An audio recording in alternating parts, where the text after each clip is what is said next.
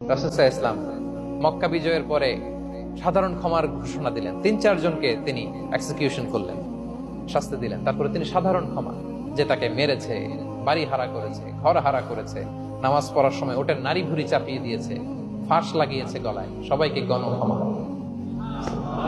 তিনি বলেছেন লা তাসরিবা আলাইকুমুল ইয়াউম ইযহাবু ফাআনতুমুত তুলাকা, যে কোনো প্রতিশোধ নাই, সবাইকে আমি ক্ষমা করে দিলাম।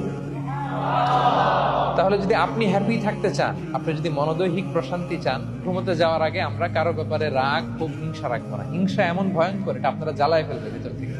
It will burn yourself inside. তাহলে আমরা ক্ষমা করব, কি করব? তাহলে আমরা হ্যাপি হব। তাহলে কয়টা ফ্যাক্টর বললাম? 1 নম্বরে কি ছিল? Simplicity, make your life simple, you will be happy, right? 2 number ক্ষমা, আমরা ক্ষমা করে দিব, ক্ষমাশীল হব। কারণ আমারও তো ক্ষমার দরকার আছে, কি বলেন? আমি গো ধরে থাকলাম, আমি মাফ করি না, কিন্তু আমি আবার মাফ চাই, এরকম করা যাবে না। ক্ষমা করব, তাহলে আমরা ক্ষমা পাবো ইনশাআল্লাহ।